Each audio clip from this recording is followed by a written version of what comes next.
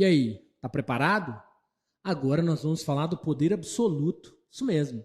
O poder absoluto, ele traz para a gente algumas características diferentes do que nós temos dentro da lógica do Estado Nacional moderno. Dentro da ideia do poder absoluto, reserva-se ao rei, e apenas ao rei, uma condição única e exclusiva. Coloca-se no rei todo o poder, tá? Inclusive essa era a discussão, né? Colocar no rei todo o poder para que ele seja de fato um representante aí que nos proteja. Então nós vamos ao absolutismo. Para a gente poder ir ao absolutismo, para a gente poder usufruir dessa parada absolutista aí, é muito importante que vocês tenham em mente uma pirâmide aqui, ó. Imagina que você tem uma pirâmide construída aqui por mim, e dentro dessa pirâmide nós temos aqui os reis, né? Então tem o rei, tem os nobres, né? Nós sabemos que a igreja existe, e tem o povo. Vamos colocar aqui povo, beleza? E nós sabemos que a igreja está aqui, dentro dessa pirâmide. Se a gente tem essa concepção, a gente vai começar a entender, e não só a entender, mas a casar os poderes ou as teorias que surgiram, né? Como, por exemplo, a teoria do poder divino. A teoria do poder divino foi uma teoria criada, né, por alguns camaradas dentro da igreja, dentre eles Boussot e Baudin. Esses dois camaradas, eles criaram uma teoria que eles falavam que o poder do rei é divino. O poder do rei foi dado por Deus. E aí você já viu a confusão, né? Presta atenção. Essa sociedade aqui inteira, vamos circular? Essa sociedade aqui inteira viveu aonde? No feudalismo. E no feudalismo essa sociedade era o quê? Cristã. Se essa sociedade é cristã, mesmo que ela tenha se revoltado dos camponeses, eles continuam acreditando em Cristo, gente. E aí, se você fala que o rei é uma figura de Deus, acabou, mano. Todo mundo ajoelha diante de Deus. Quem que garantia que isso ficasse dessa forma? A igreja. Essa teoria, por exemplo, a teoria do poder divino, ela vai impactar diretamente qual tipo de sociedade? O povo, mano. Por quê? É o que tem menos acesso a conhecimento, menos acesso à leitura. Então a teoria do poder divino é para convencer esse povo aqui, ó, que eles devem obediência ao rei, porque o rei é o enviado divino na terra. Desrespeitar ao rei era o mesmo que desrespeitar a Deus, segundo a teoria do poder divino, segundo as ideias do Boussot e do Baudin. Olha que doideira. Você coloca em Deus a responsabilidade do poder do homem. Em outras palavras, gente, é como se tivesse vindo um novo Jesus para a terra. O cara tem poder de Deus, quem pôs ele é o Deus. Então, a teoria do poder divino. Então, vamos tentar convencer os abestados aí que a gente está certo. Vai surgir uma segunda teoria, que é a famosa teoria do contrato social. A teoria do contrato social, que também vai funcionar nessa época. A teoria do contrato social é uma teoria que traz na sua discussão um camarada chamado Thomas Hobbes. A teoria do contrato social, quem discute ela é o Hobbes. Preste atenção no que o Hobbes fala. Posso tentar fazer vocês entenderem de uma outra forma. Ó. Quando a gente pensar no Hobbes, a gente vai pensar no contrato social. Quando você pensa em contrato social, você pensa em burocracia. Porque contrato social você tem que saber ler, senão você vai assinar como? Então é burocrático. Se é burocrático, pensa comigo levianamente aqui. O povo sabe o que é burocracia? Não. Então eu não posso falar que a teoria do Hobbes é para o povo. A teoria do Hobbes é para quem conhece dessa teoria, ou para quem conhece da burocracia, que é os nobres. A frase mais marcante do Hobbes: o homem é o lobo do homem. Olha que legal. Qual é o homem que tinha medo do outro homem porque o outro homem começou o bicho pegar lá na Idade Média? Os nobres. Eles ficaram com medinho dos servos, lembram? Que os servos começaram a se revoltar. Quando o Hobbes fala que o homem é o lobo do homem, o Hobbes está falando com quem governa. Os homens que estão junto com a monarquia parlamentar, eles têm um pedacinho de poder na mão deles. E eles precisam, através de um contrato, passar esse pedacinho de poder para a mão de um só soberano, de um só rei. Então, por isso que ele trabalha com contrato social. É cada nobrezinho que teoricamente ajuda o rei vai ter que redigir um contrato falando que o meu poder de governar eu passo para o rei. Para que ele vai fazer isso? Para ele não morrer. Ele tem medo de quê? Morrer. Por que ele tem medo de morrer? A frase do Hobbes, o homem é o lobo do homem. Como é que a gente interpretaria a frase do Hobbes? Vai chegar uma época que o homem vai matar o próprio homem. Vocês já viram o filme de lobisomem, gente? Hoje que tem uns trem diferentes, né? Mas lobisomem sempre foi pensado como aquele bicho que chega e mata todo mundo. Depois do crepúsculo, né? Depois da lua nova, depois do amanhecer, que o Jacob, o lobão, né? Ficou uma coisa gostosa, assim, né? Uma coisa vistosa, que todo mundo queria um lobão, Jacob na vida, né? Principalmente quem leu a trilogia aí, sabe do que eu tô falando. Quando você pega o crepúsculo, o amanhecer, ai, Jacob! E aí as meninas queriam Jacobs, Eduardes, né? Pra morder o... Depois do crepúsculo, gente, da lua nova, do amanhecer, mudou a concepção de vampiro e de lobo, né? Jacob virou um lobão e o Eduardo virou um vampirex, né? Tipo, se não me morde, né? Então, assim... Mas quando o Hobbes fala de lobo, não tinha esse negócio, não. O lobo era lobo, ficava o lobo, vai matar geral. Para que a gente vai deixar o homem chegar nesse poder aí, nesse período? O que a gente já pode fazer? Vamos fazer alguém que controla esse poder. Anderson, me dá um exemplo prático. Vou dar um exemplo que foi utilizado na Bíblia. Na Bíblia tem uma história de duas mulheres que deram à luz a um filho no mesmo dia. Aí chegou uma determinada hora da noite, o filho de uma das mulheres morreu. O que ela fez? Trocou o filho morto pelo filho vivo da outra mulher. Está na Bíblia isso. Eu não sei aonde, mas está na Bíblia. Aí chegou lá a mulher de manhã, meu filho, ela pegou meu filho, você roubou meu filho. A mãe sabia que o filho morto não era o filho dela. Né? A mãe conhece a parada, pô. A mãe estava uns trem diferentes. Aí levaram para o rei, se não me falha a memória, Salomão. Aí Salomão, diante do caso, Salomão, traz a espada lá. Aí a galera já pirou, né? Salomão, como assim, velho? Você vai dizer o quê? Vou cortar no meio essa criança, dar uma banda para uma banda para outra e resolve o problema. A sabedoria do Salomão. Eu acho que é Salomão. Se não for, depois a gente coloca outro na história aí. Quando ele falasse que ia cortar a criança, a mãe biológica ia fazer o quê? Ia abrir mão, hein? Porque a mãe biológica prefere que o filho fique vivo. Então ele ia descobrir quem era a mãe biológica. Inteligente. Precisamos de um ser humano assim. Que ele defina imediatamente o que tem que ser feito. Então quando você coloca poder absoluto na mão do rei, é para ele definir imediatamente.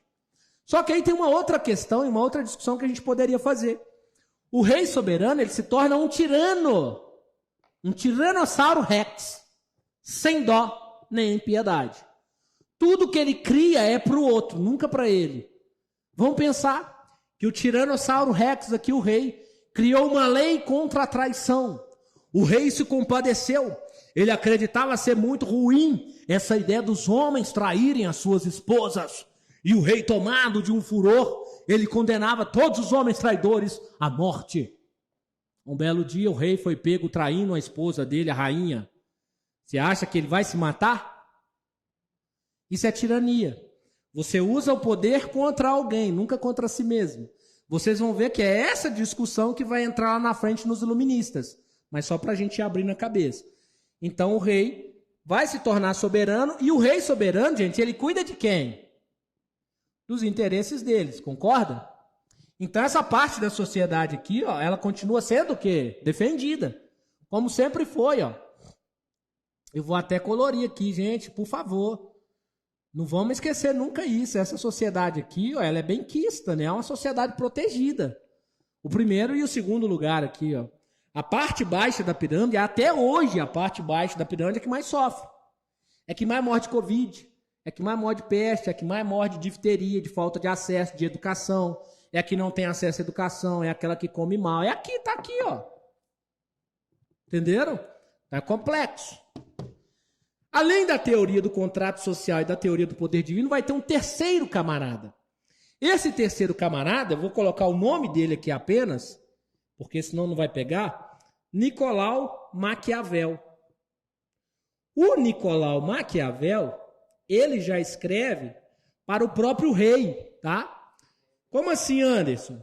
O Nicolau Maquiavel, ele escreve para o próprio rei. O Maquiavel, ele escreve para esse cara, ó. Se você for ler O Príncipe do Maquiavel, você vai perceber que o Maquiavel ele escreve para quem? Para o rei. O Maquiavel dá conselhos para o rei. O Maquiavel fala como que o rei deve o quê? Agir.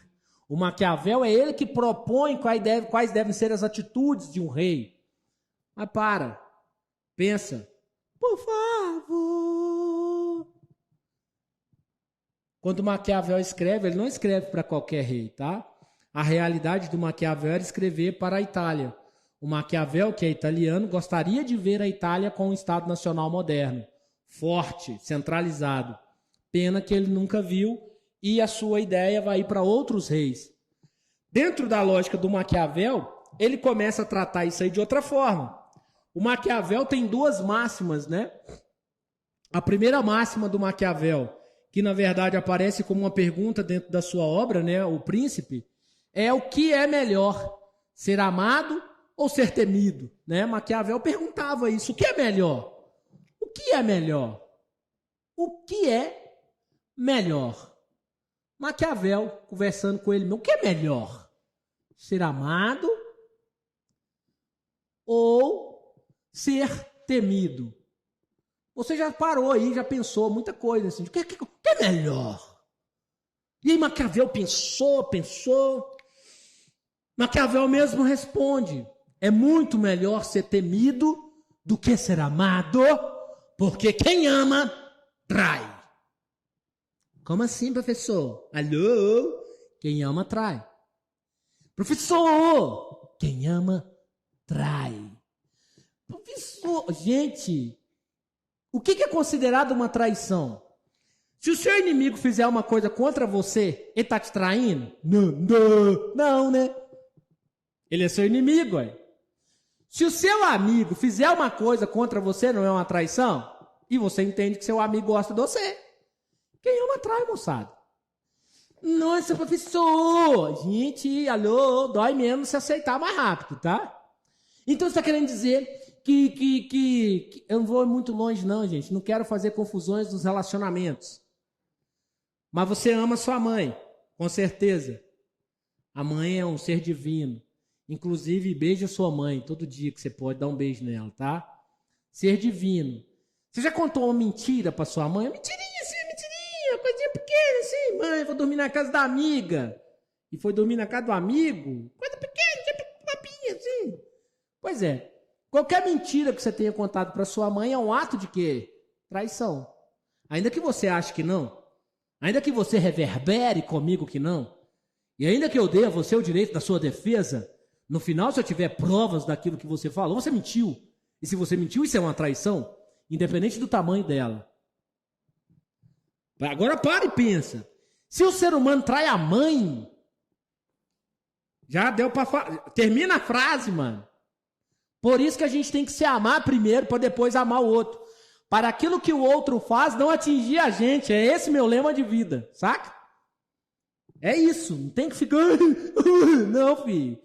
Você tá bem consigo mesmo. Amar a gente primeiro é isso. Para que o outro, nada do que o outro faça nos atinja. Sacaram a parada? Então é melhor ser temido. Porque ele tá na função também de governante. Imagina, se todo mundo ama o governante, todo mundo chega perto do governante, todo mundo sabe se o poder tá no cabelo, se o poder tá no tronco. Não quero isso. Quero que as pessoas olhem para mim com medo. Ou faz nada. Outra coisa, se fizerem alguma coisa comigo, eu já vou sacar só de olhar, já sei. Tipo o papai. Papai é assim, né? Como assim antes? A mamãe a gente conta as mentirinhas, ela é mais amor, né? Aquela coisa, dá um abraço, um beijo no menino. A mãe sempre perdoa mais rápido que o pai. O pai, quando sente cheiro de alguma coisa no ar, nós temos que conversar. Descobriu, mãe! A gente tem reações nesse sentido. Porque o pai, tradicionalmente no Brasil, né, o pai é aquele que vai chegar e vai te dar a chulapada porque você está fazendo bagunça o dia inteiro. Vou contar pro seu pai quando ele chegar. Então você tem esse sentimento pelo seu pai. Não que você não ame ele, mas esse também existe. Entendeu? E depois o Maquiavel conclui o seu pensamento. Qual que é o outro pensamento do Maquiavel? Os fins justificam os meios. Isso é muito sério, moçada. Por que, Anderson? Porque é uma frase tão pequenininha, ó. Não interessa o que você faça. Interessa que você atinja o que você queria ter atingido. Vamos de novo. Não interessa o que você precisa fazer. Desde que você atinja o seu objetivo, não tem problema. E aí a gente pode falar que aqui nasceu aquele termo maquiavélico, né? Que muita gente usa isso em redações. Quando você está escrevendo sua redação, se enquadrar, se encaixar esse termo bom aqui, isso vai te dar uma lógica de você ter repertório sociocultural. Você conhece o que falou Maquiavel. Você sabe um pouquinho da estrutura da política dele. Então os fins justificam os meios. Ou seja, o rei não deve jamais pensar nas suas atitudes como algo maléfico. O rei tem que sempre pensar que as suas atitudes, as mais tenebrosas possíveis, são para um fim. E ele tem que tomar essas atitudes independente da sua coragem ou não. Muito antes, pelo contrário, ele não tem nem que temer tomar as atitudes. Para Maquiavel era necessário que esse rei tivesse virtude e fortuna para tomar as decisões que precisaria tomar. Inclusive, gente, na formação do Estado de Portugal, olha que doideira, o Dom Afonso Henriques, que era filho de Henrique de Borgonha com a Dona Teresa, a filha de Afonso VI, rei de Castela e Aragão, quando Dom Henriques Afonso foi criar o Estado Nacional de Portugal, ele expulsou a mãe dele do território. Porque a mãe dele queria que ele seguisse o avô e ele queria criar um Estado Nacional. Ou seja, para Maquiavel, Dom Henrique Afonso, ou Dom Afonso Henrique, estava certíssimo. Chutou a mãe dele, porque ele tinha um fim que era criar o Estado. Entendam? Os fins justificam o quê? Os meios. Não interessa o que eu faça. Interessa que o objetivo seja o quê? Alcançado. Beleza? Ficamos aqui com estados absolutos. Ficamos aqui com as 3 teorias. Vocês precisam saber elas. Saber elas não é só saber o nome do Jacques Bousseau e Jean Bodin. O Jacques Bousseau e Jean Bodin, eles são os teóricos do poder divino. Saber que eles propõem que o poder emana e vem de Deus e que o rei é enviado de Deus na terra é a interpretação deles. Saber o Thomas Hobbes, no livro O Leviatã, é o livro do Thomas Hobbes, dentro desse livro, Thomas Hobbes defende que exista só um rei soberano com plenos poderes. Interpretar o Thomas Hobbes é falar que o Hobbes aconselha os nobres a dar aquela parcelinha de poder para o rei. E interpretar Maquiavel é interpretar o rei soberano de todos, tomando qualquer atitude, seja ela lícita ou ilícita, em nome do seu Estado. Inclusive a mentira. Para Maquiavel, se um governador precisar mentir para defender o seu Estado, que ele faça isso. Sacaram? Então é isso. Vamos ficando por aqui. Continuamos no próximo bloco aí, com as aventuras de Poliana.